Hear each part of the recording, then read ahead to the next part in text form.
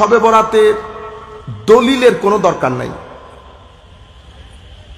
পৃথিবীতে মাথায় রাখবেন, ভালো মন্দ, সুখ দুঃখ, সাদা কালো, দিন অন্ধকার, এটা পৃথিবীতে শুরু থেকে ছিল, আছে, কিয়ামত পর্যন্ত থাকবে।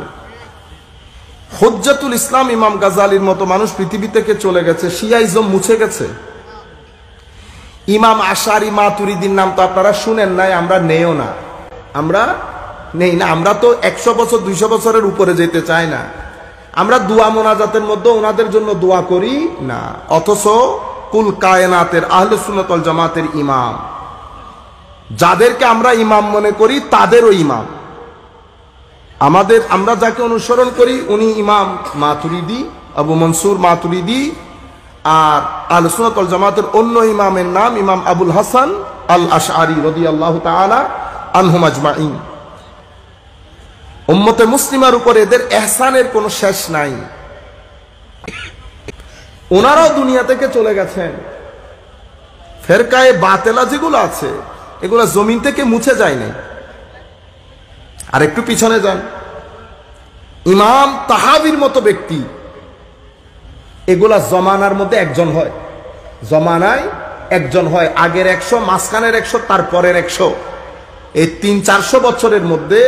অথবা আপনি বলতে পারবেন আমার নবীর উম্মতের উলামায়ে কেরামের মধ্যে এগুলা হচ্ছে নক্ষত্র সদৃশ্য উলামা।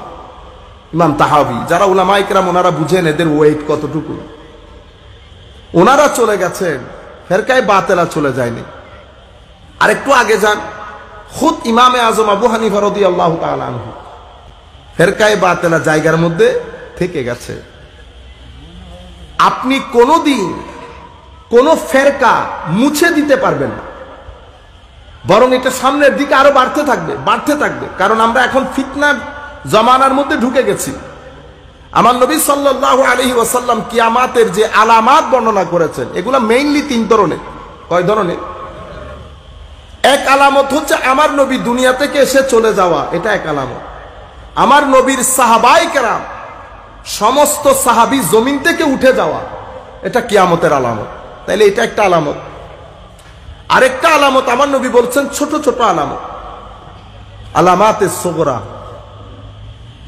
আলামাতে সুগরা এটা অলমোস্ট আমাদের সামনে দৃশ্যমান, যা আমার নবী বলেছেন। উপকারী ইলম উঠে যাবে, অশ্লীলতা বেড়ে যাবে, সময়ে সংকুচিত হবে, একটার পর একটা গুনতে থাকেন। আমার নবী সাল্লাল্লাহু আলাইহি ওয়াসাল্লাম যা বলেছেন অলমোস্ট ওইটার মধ্য দিয়ে আমরা আমাদের জীবন অতিবাহিত করছি। প্রত্যেক দিন আমরা দেখছি, আমরা অবজার্ভ করছি, আমরা এক্সপিরিয়েন্স করছি। যা আমার নবী বলে গেছেন ইন ল্যাটার এন্ড স্পিরিট, আমার নবী বলে গেছেন এলম উঠে যাবে, উঠে গেছে, সব জায়গা থেকে উঠে গেছে। আপনারা বুঝতে পেরেছেন? আমার নবী বলেছেন 3টা জিনিস তো একেবারে উঠে, এমন ভাবে উঠবে নাম নিশানও বাকি থাকবে না। একটা হচ্ছে জমিন থেকে এলমে নাফে উঠে যাবে। এলমে নাফে মানে এমন এলম, যে এলম মানুষের সিনাকে মদিনামুখী করে দেয়, যে আলেমের মজলিসে বসে চোখ ভিজে যেতে চায়, যে আলেমের মজলিসে বসলে, যার চেহারা দেখলে, যার কথাগুলা শুনলে সিনার ভিতরে এশকে ইলাহির তুফান তৈরি হয়, যার জবানে আমার নবীর শান শুনলে মহব্বত এবং এশকে রসুলের তুফান তৈরি হয়,